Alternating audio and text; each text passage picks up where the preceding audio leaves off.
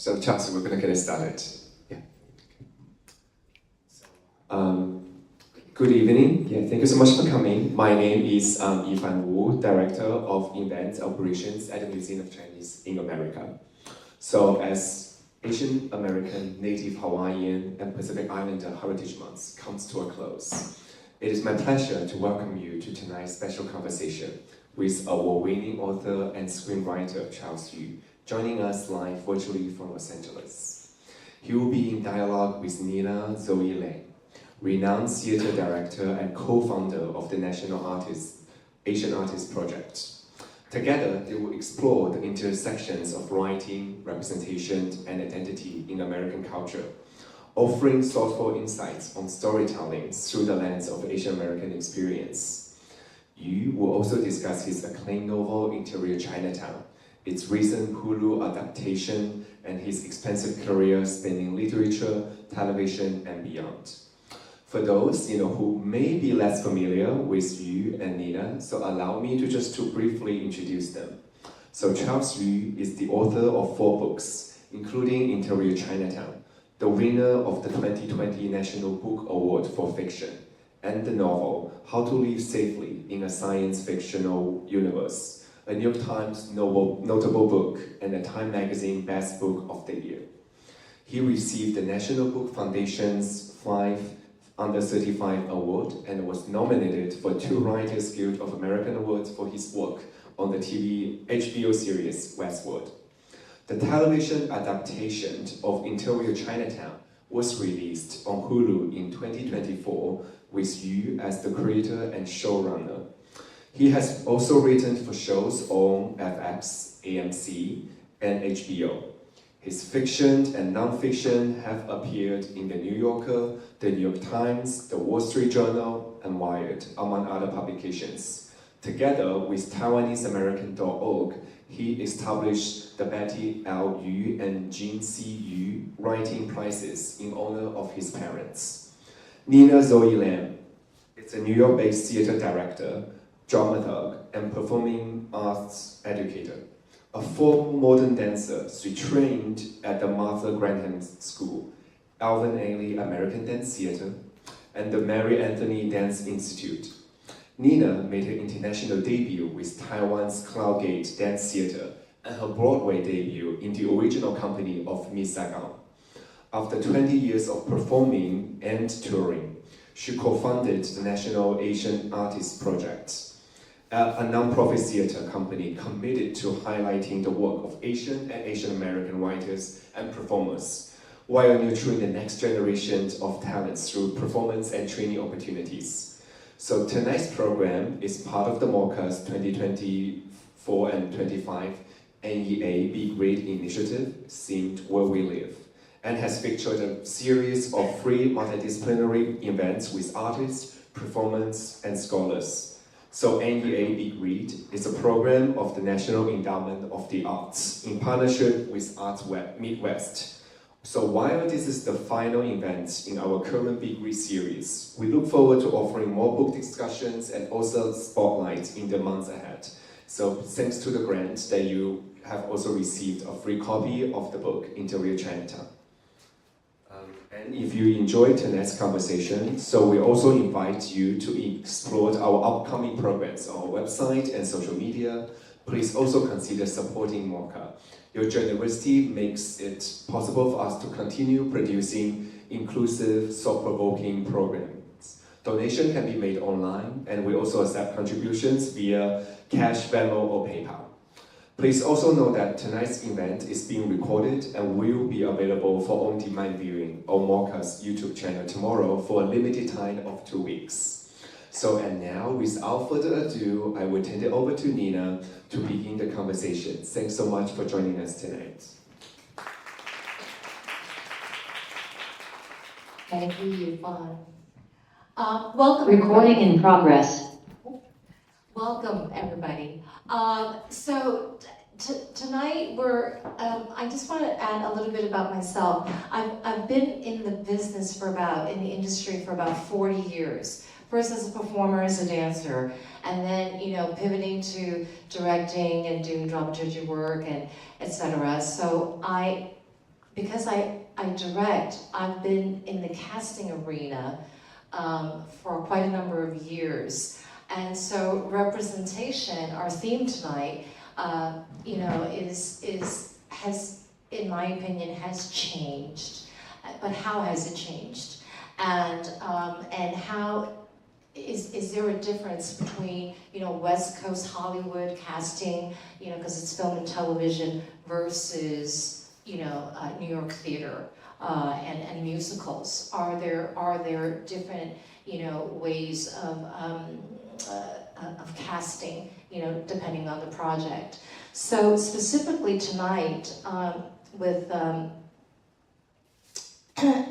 Charles, I want to ask Charles, first question is, in your opinion, was there a pivotal moment or a show or a movie that you feel that the Asian representation you know, expanded, where, you know, it included you know, the Hollywood crowd, you know, finding the bigger audience?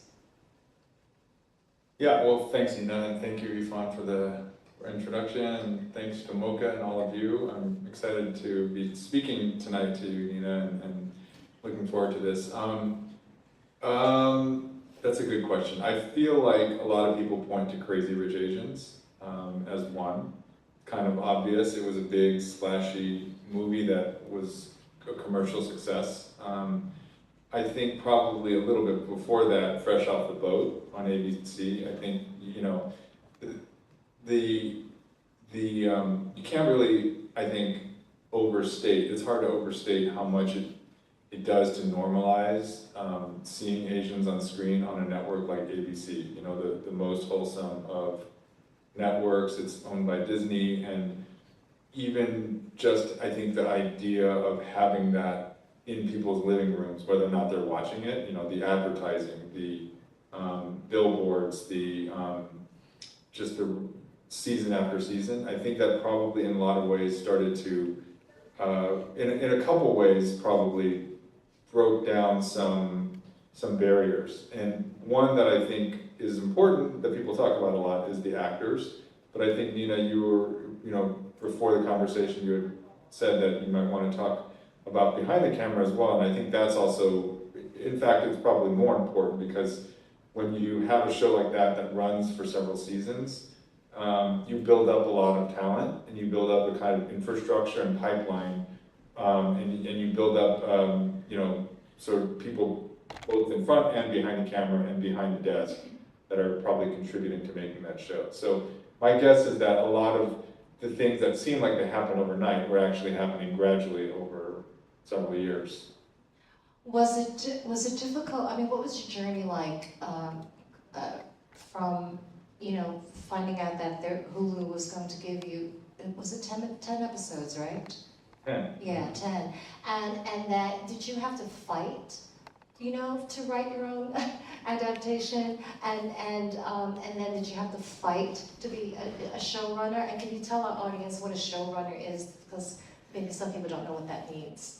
Sure, yeah. I'll back up a little bit too. You know, I published this novel in 2020. The novel came out January 28th, 2020. And as everyone in the room probably remembers, that was quite a time in the world. Definitely an interesting time to be publishing a novel about Asian stereotypes called Interior Chinatown. I remember I was out in New York promoting the book. I got to be on The Daily Show. You know, I had some other interviews, and while flying back from New York with my wife, I remember COVID was already in the news, and I actually remember getting, you know, a couple of weird looks in the airport. It could be my imagination, but I remember conversation in the airport too about, you know, people were talking about, you know, the Asian flu, or the idea that it had come from China, and so I published that book in 2020. The world shut down shortly after, and also around that time, Hulu said, we'd like to make a show out of this book, which has, made it a very surreal time for the world, also personally surreal, because I was having this incredible professional, kind of milestone, like getting to adapt my own book, at the same time that we weren't sure what was going to happen. The kids weren't going to school, no one's going to work, and so the short of it, and too late now, but the long of it was that I did not actually have to fight to be showrunner because I had worked as a writer on several other shows. So I had previously had a couple of things of mine that were optioned by Hollywood that they wouldn't let me anywhere near. Not only was I not in charge, I couldn't even give notes. I didn't have any visibility. It was the much more typical thing of if you're a novelist or a reporter and somebody options one of your stories, they write you a check and you get the check, and then it's sort of we'll see you, and maybe we'll invite you to the premiere. With Interior Chinatown, because I think a few factors contributed to me being able to be the showrunner. One, I had enough TV experience that it wasn't implausible that I could do the job. Two, I think we were still then in a time of peak TV, where there was actually a bit of a shortage of very experienced TV writers because there were so many shows being made that I think there weren't a whole bunch of people sitting around who could have showrun it. And I think the third one, and this is really to Hulu's credit, they recognized that this book was quite strange and that there's probably no way to really have somebody else do it. You could certainly have had an experienced showrunner do it, but that person would have had to collaborate so much with the book author, with me, that since I already existed as a TV person, they might as well get 2 for 1. And so they let me do it. So I wish I could say I had to fight, but actually they handed me kind of the keys to it, and for better or worse, I got to do it. And how much of the casting process were you involved in? Pretty much all of it. Oh wow! I didn't get to answer. I failed to answer the other part of your question, which was showrunner is basically, for people that don't know, you're the head writer, but you're also basically the chief creative officer of a TV show. So every creative decision, ultimately, you're the final say on. It doesn't mean you of course, you have to delegate a lot of things happen without you knowing, but ultimately, if there's any kind of question, it's going to find its way to the showrunner. And so that includes all kinds of things, costumes, makeup, things that I don't know anything about or didn't know anything about. And it includes casting for sure. So I was involved in casting throughout the process, yeah. Did you have to find a director? So I didn't, yes and no. So we had, our pilot director was Taika Waititi, who people may know. He's, very renowned film and TV director, writer himself, and he signed on to do the pilot, which had a lot to do with us getting the green light to get 10 episodes. After Taika signed on, then basically we had the process of hiring a whole bunch of other directors to direct the rest of the episodes, because as anyone who watches TV knows, sometimes you see a series where a director will direct all or almost all of the episodes, but more often you see a pilot director who then may return once in a while, but mostly it's from there on a series of episodic directors who are basically following the template and the vision set by the pilot director. So I was involved in hiring all of those other directors. So I'm going to ask you this. Yes, right. Are you happy with the outcome of your series? The representation of it also. Yeah. I mean, all of it. Yes. No, but I'll say that flatly but I'll also, the asterisk is I probably would have never been happy with any, I've never really been happy with any, my parents are Asian. I'm not really generally happy with the things I do. I'm pretty hard on myself. It's an incredibly taxing, collaborative, rewarding, but also crazy making process to make a TV show. 200 people are involved in the show, probably, maybe more. And it takes years, and it's not one thing. And so I learned more than I've learned doing anything else, probably, in any job. And I also really enjoyed working with other people and was like inspired by other people's creativity and their personal stories. And I can't tell you how many people told me on set or throughout the process, in the writing of it, and even the executives at Fox and Disney were saying, like, this means a lot to me personally. You know, some of them AAPI, some of them not AAPI. Like, they really wanted to work on the project. So for that, it's like an incredibly special process. You know, I don't have control over it, and even if I had control over it, to the extent I do with a book, I probably still wouldn't be happy, but I think all I really see are things that I've learned and could do better. But I'm proud of what we made is the upshot of it. I'm proud that we got to make it. I'm like still kind of amazed that Hulu Disney let us do some of the things that we actually tried to do on TV, which is, you know, we can talk about some of those things, but so in that sense, yes, I think in terms of representation, absolutely. I mean, I had many people say, and they're still talking about it. I mean, I had people texting me today, some of our camera crew, saying it was the best, one of the best, if not the best experience a lot of them had on a set, especially. Our writers' room was very diverse. Our crew, I think, was the most diverse that most people had ever worked on. We had the most people of color, we had the most LGBTQ, and we had the most women that a lot of people had experienced. And not just women, but women in like leadership roles, directors, heads of department. And I think that was something that opened a lot of people's eyes, actually. Like, I didn't know a set could feel like this, could look like this. It was a very sort of warm, supportive environment for people. And so that, I think, for all the kind of creative hand-wringing, as an experience for people that got to make it, I feel like they were happy with it. And so that makes me feel happy. Wow, that's wonderful to hear, you know, to have that kind of diversity, you know, not only with gender, but, you know, with, you know, ethnic background and just LGBTQ community, and that is a very special, you know, set to be on. And do you attribute that to, because you're the showrunner? I mean, I don't want to pat myself on the back too hard. I think it was the team, it was the producers. I mean, of course, yes, I was part of that, and I'm proud that as a group we prioritized that early on, and not in a way of like, we must have this or that, or any kind of numerical, quantitative way. Just that we were going to look for the best people, and people that were maybe also not necessarily used to having the role that they had. Like, they're very experienced, very talented people who didn't always get the shot at number one. You know, they get the shot at the job right below number one.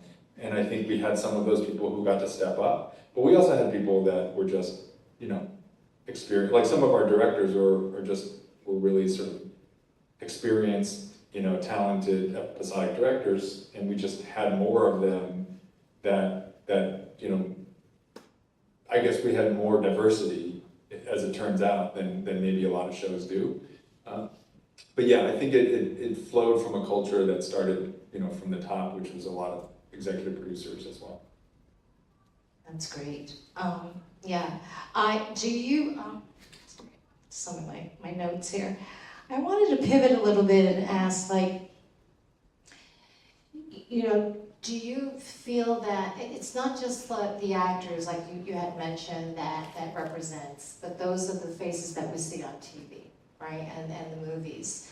And I was thinking, like, even before Crazy Rich Asians, I was very much into the HBO, the comedians, you know, like Joe Coy and Ali Wong, and they, you know, they had agency with their material and who they are as artists, and they because of that, they, you know, can talk about how they grew up, and they happen to be Asian, right?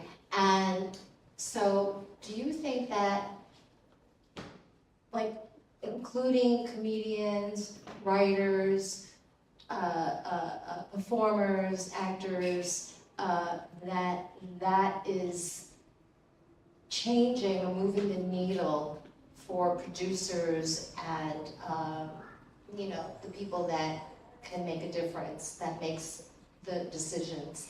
Does it help them to give the okay or to be more generous in saying we need more diversified stories?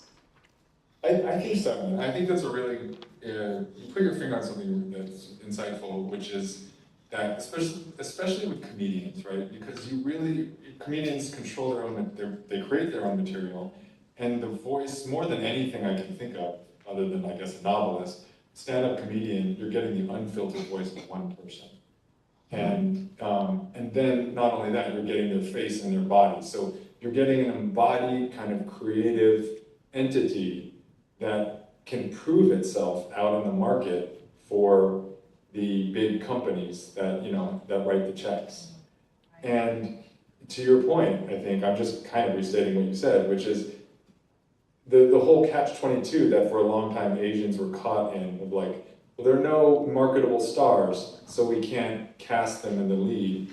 Well, but we can't create a marketable star until you cast them in the lead, or until you create the part that will allow them to be the lead. If you're not going to be race blind in casting, someone's got to write those parts. But again, we're caught in this sort of never-ending chicken and egg thing. And then when you have stand-ups like Ronnie Chang, like Ali Wong, like Jimmy O Yang, and many others, Joe Coy, who are out there and can establish themselves and become castable, they are jump-starting, they're kind of leapfrogging over lots of gates, that are kept by the gatekeepers, and they're just, all of a sudden, we've got people then. And they make their way slowly through smaller parts, but comic friend, the best friend, the comic relief, and then before you know it, they're in the leading roles, and that is really a testament to their kind of talent and work ethic, and how that they were able to sort of find their way or make their way into a system that would have been hard. I think the other thing that happened at the same time is. It took years. Like, we started at the beginning talking about Fresh Off the Boat and Crazy Rich Asians, and I think in a lot of ways that's it's also just a manifestation of a lot of things that had to happen. To even get Fresh Off the Boat greenlit took executives behind the desk, producers who were going to put it together, and then executives who would say, thumbs up, let's do it, let's commit tens of millions of dollars to this, and that, I think, it doesn't happen because of one movie. Yes, it happens because of, Joy Luck Club, and then Better Luck Tomorrow, and then, the occasional thing breaking through. But it also happens because, honestly, there were more and more Asian American AAPI agents, producers, executives, casting directors, like people who you won't know the names of, who are actually the gatekeepers. And as they, a lot of them being probably my generation, a lot of their parents are probably came over in the 60s, and then you started to get a generation of decision makers who are reaching the part of their career where they have power, and they're actually greenlighting projects. So that's happening at the same time that these talents are emerging, and at the same time, TV is changing, and all, for a brief period, it seemed like Hollywood would try almost anything, would make really, really kind of experimental shows, including Interior Chinatown. I think the window on that may be kind of closing for now because of other factors, the streaming bubble has burst, but there were definitely a few years where it felt like Hollywood was taking chances that it used to, like TV specifically was taking chances that it used to be you'd have to make an indie film. You'd have to scrape together the money from friends and family and credit cards to try some of these things. But meanwhile, like Amazon and Hulu and other people are writing big checks for people to try things that, were somewhat pretty forward thinking, I think. So I feel like to attribute it to any one show or movie is sort of like to not quite hit the truth of it all. Yeah, I agree with you. In the theater world, New York theater, we had two, I would say, big musicals that came to be. Here Lies Love, and then the other one was, oh God, my brain is not working. Here Lies Love, and I can't remember. Sorry. K-pop. So, both were, I think, for better or for worse, it was not successful from a producing end. Shows were great and everything, but I think what happened, in my opinion, is that, they didn't have the author like you being the showrunner, and so it got, segmented with I'm going to say this, it's going to sound really weird, but non-Asian people on the creative staff that were on board, and things just got a little, and again, it's a learning curve, right? Whenever you get a cohort of creatives together trying to produce something big time on Broadway, like K-pop, and dealing with a lot of elements that people don't even think about. It's not just the show itself and the songs and the direction. This is just so many decision-making things like set design and costumes and what works in that space, etc. And marketing, believe it or not, a big thing about not marketing, properly and all that. So it's. I feel like it's just, representation. Right now, with our politically, with how the world sees the Chinese is not in the best place, to put it mildly. And so it's like you were saying that the window for more experimentation, you said, like taking a risk with different types of shows. Do you feel that in this political climate, of course, everywhere, with Michelle, winning, the Academy Award and all that, things have, the needle has moved. But do you think, given the circumstance now, that they're maybe not so much open to Asian stories? I don't know. I feel like in the immediate short term, its stories, it'd be more like it's like a retreat to safety. Is what it feels like right now. It's like the tried and true things that have worked.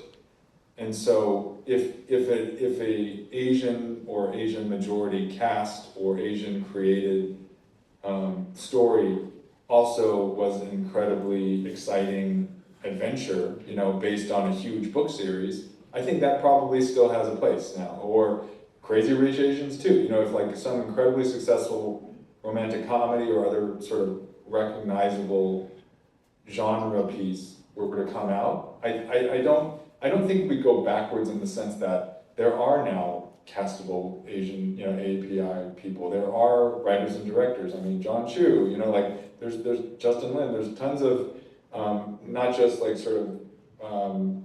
people in front of the camera, but also behind the camera that are well established and commercially successful.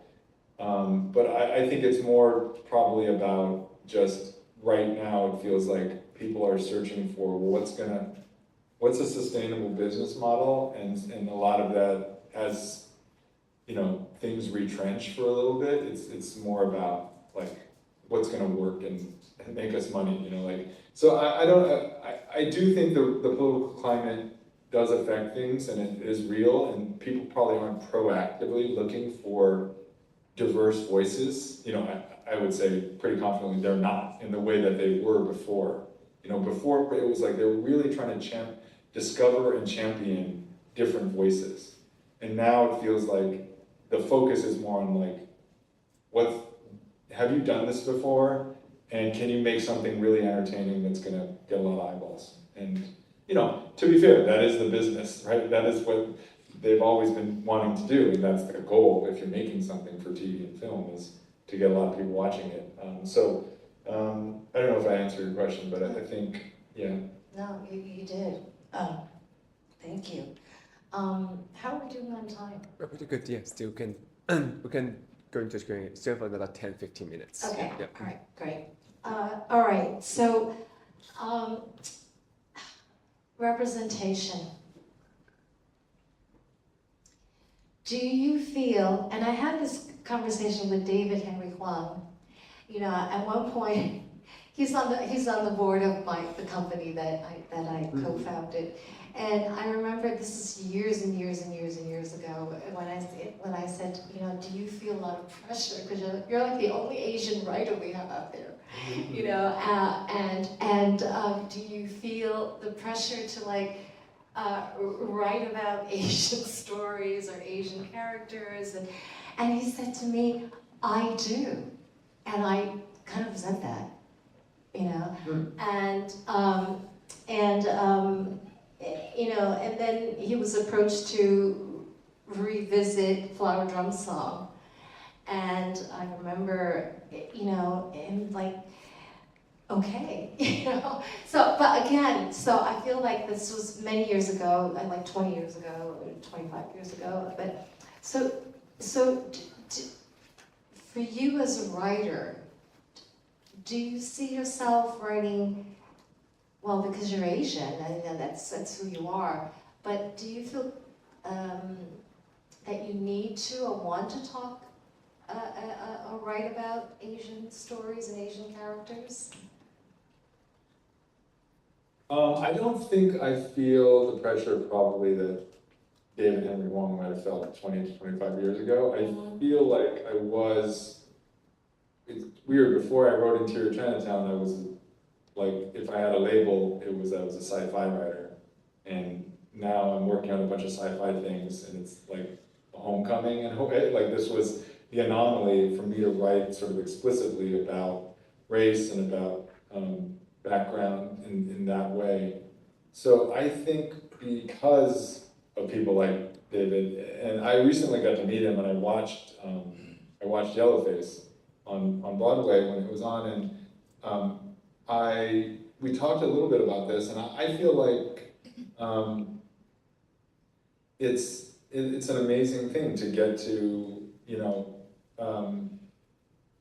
to get to do this, but at the same time, I think because there's been so much progress in terms of book publishing and theater, that there isn't just a handful of voices like his now. There's enough that you feel like the pressure is balanced amongst many more people, to the point where I don't even know that it's necessarily something that I would think.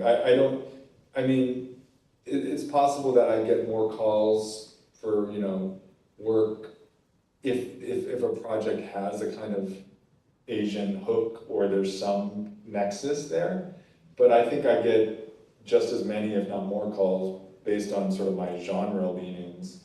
And so, yeah, I feel really lucky in that sense, and I think it is because of the people that have done such great work to make so much progress in that regard.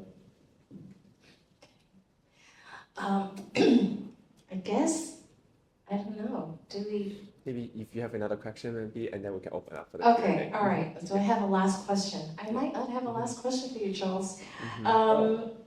Let's see. Well, my research is saying that we had some, the Bruce Lee, you know, saga, Enter the Dragon, way back in the 70s, and how he had to fight for that, and also he had to fight for that show, David Carradine. So somebody help me out here.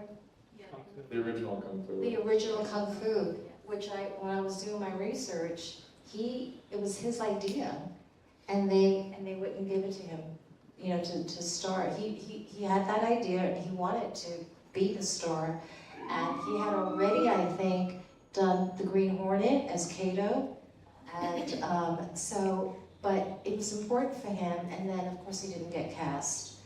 And same thing happened in 1936, 1934 with Anna May Wong, who was not, she was in Hollywood, and she was up for the role of Olan for The Good Earth, and again, she was not given the role.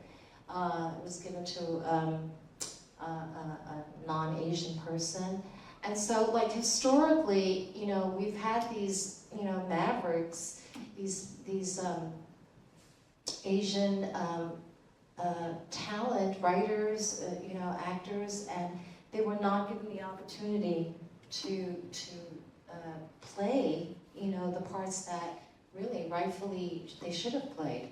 And I say that because I think that now the pendulum, I feel, is swung a little bit, you know, the other way to extreme. I just directed Lloyd a play, and specifically I had to cast, for me as a director, I casted very specifically the two characters. One is a Filipino, you know, immigrant, and the other one is a Korean, you know, a character. And I was adamant for this particular play that those characters that Lloyd had written, that they had to be that ethnic background. And not just your generic, well, you know, but you can't say that in casting, when you put out the casting call, that you are only looking for, you know, Korean actor, a Korean actor or a Filipino actress, you know. So I found myself being in this really kind of weird place to, like, what am I doing now? It feels like it went from, oh, just give me a generic accent, you know, when you're auditioning for a role, you know, just a generic Asian actress, accent, whatever, to like, we want specifically now, you know, an actress who can, you know, do the accent, because it's more authentic. And so do you find that, you know, well, I don't know, in Hollywood, that they're being more truly authentic? Like if the role is written for a Chinese character, that they're going to hire a Chinese, you know, actor? Because we have Chinese actors now. Yeah, yes. And yes. there's no yellow face. Yeah. No, I think so. I mean, my experience is limited to the subset of things I've worked on. And I may have been really lucky in that regard, and also I was running the show, so I was attuned to a lot of the nuance and things that we're looking for in terms of specificity, authenticity. You know, the family in the show speaks Cantonese to each other. Sometimes they speak Mandarin when they're talking outside or with other characters who, for their own backstory, don't speak Cantonese. Like, it's hard to imagine doing a show on Hulu, you know, that has, you know, large scenes in Cantonese 10 years ago. Like, we've come a long way from generic kind of Asian accent that is sort of like offensive and broad and inaccurate in a pretty short amount of time. So I think that speaks a lot to, you know, all the things that we've been talking about. You know, on the people, viewers kind of demand that now, or expect that, and they're sophisticated and, you know, and sensitive enough to want that. And I think depending on where you are and who you're making it with, you could try for that. It's still TV. There's still, you know, I still see and hear and cringe at things where I'm like, how did that get on there, you know, in 2025? For sure. It depends on what you're watching, depends on the, you know, the quality and who's making it and what their intentions are. But I think what we have right now is a situation where it feels like it's very uneven. It's like there's a, you know, famous quote by the science fiction writer William Gibson: "The future is already here, it's just unevenly distributed." I think that's generally true of progress in representation as well. We've already broken so many barriers, but on any given thing you turn on, you might be like, whoa, is this 1995 or is this 2020, 2025? There's still plenty of work to be done and ways to go. I also feel like, and this is me, editorializing a little bit here, but I guess that's partly why I'm here. For me, the focus on representation in the last few years and what's the argument, against it right now, where I would hope that if and when we get back to an era of experimentation and get back to breaking more barriers, is more on the inclusion side, I know DEI is a bad word now, but what I feel like was lost is that when you talk about diversity, it can often get flattened down into is this an Asian story? Is that an Asian face? Is this an Asian writer? Versus what it actually is supposed to be, which is a human story, right? And it's like, you don't necessarily want to just put Asians on screen so that everyone is used to looking at Asian faces. I mean, yes, for sure, there was a time when that was the most important thing to be done because we literally were cut out of the narrative.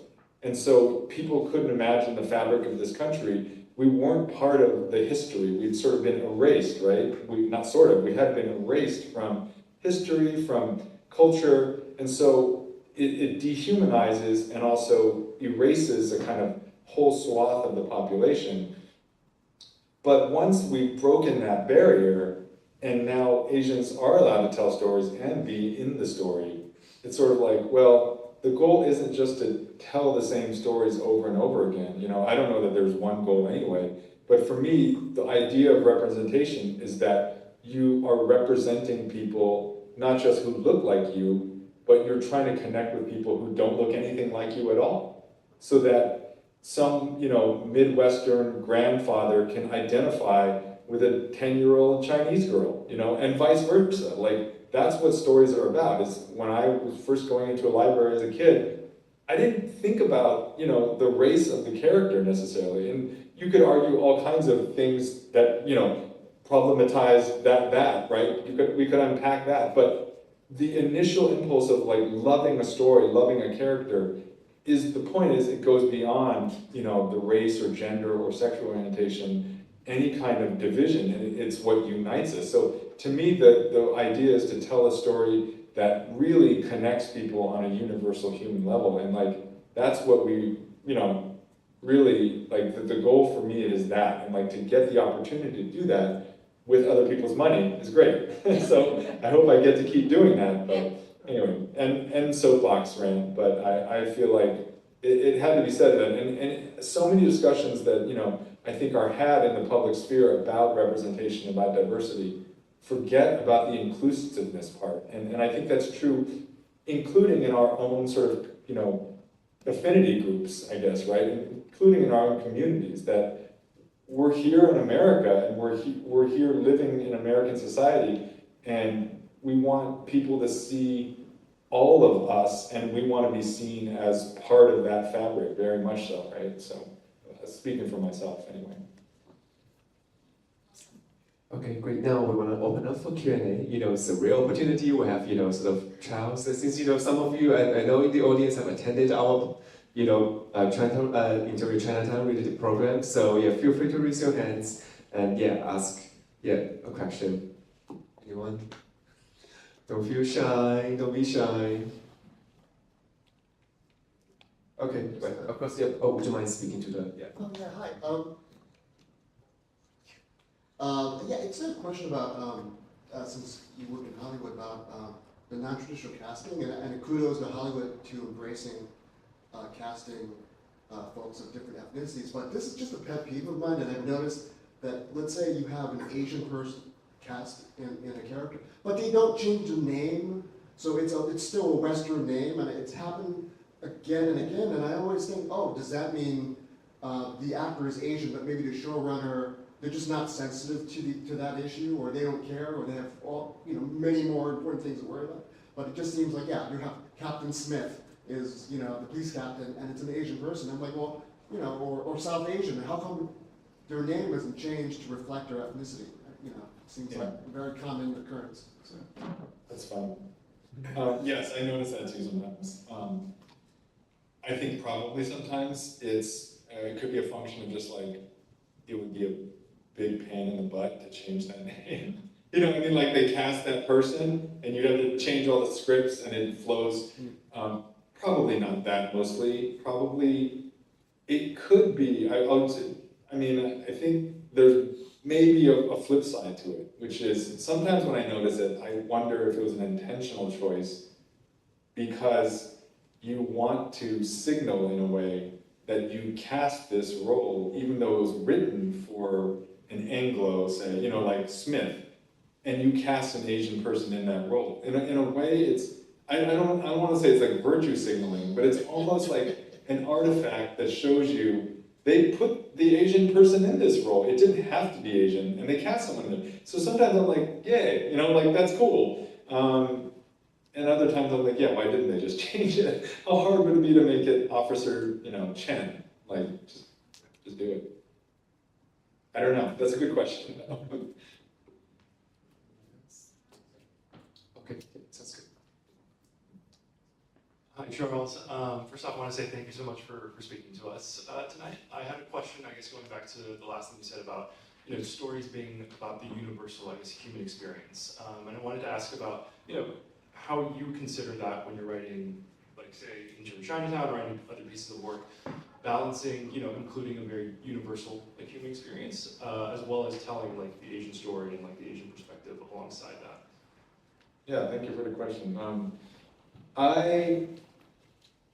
I mean, that's the thing, right? It's like, for me, what's the sweet spot between, you know, specificity and universality? Like, you know, in a crude way, you can think of it as like a dial that if you turn it this way, you go way specific and you lose some universality. You turn it the other way, you could just be, you know, you lose all your sort of specific, you scrub it all off. But I think that's probably, in some ways, overly simplistic too, right? It's like, to me, it's like you turn it all the way to specificity, and that's actually where the universality comes in, because people can start to recognize themselves, not in spite of the nuances and the thinginess, you know, the adjectives, the nouns they don't know, but because of it, because they're like, it's almost like the defamiliarization allows you of like I don't know that food, I don't know that geography, I don't know those streets. But what it does is it focuses my attention as a reader or viewer on the essence of what's happening, which is I do know what it's like to have your mom look at you like that, you know, or I do know what it's like to fall asleep in the car and have your dad carry you out of, like, you can focus on the sort of the beauty and the sadness and all the things because you are immersed by you're anchored by the details of the specifics. That to me as a writer is when I love something so much, is I'm coming in to experience something new, and then you've got me, and then you're like, oh, also, we're kind of the same, you know, so that to me is like the goal of you know, where you find, I think I'm sort of trying to answer your question. I don't know if that makes any sense. Hi, Charles. I have a question about, I did not read your science fiction material, I just read Interior Chinatown, which is wonderful, congratulations. But here's a question you may have been asked before. What attracts you to science fiction? And then what attracted you to write this book, Interior Chinatown, which is not science fiction? Yes, thank you so much. Thanks for reading the book. And I feel like what attracted me initially was, you know, as a kid, I watched cartoons and shows and read comics, and just what attracts people to science fiction is the pure wonder or imagination of it, you know, is not just escape, but like possibility, right? Like the mystery of like, what is this world? What other worlds could there be? How little do we know? My dad was an engineer, you know, from Taiwan, and he was a PhD, you know, and we did all these kind of math and physics books.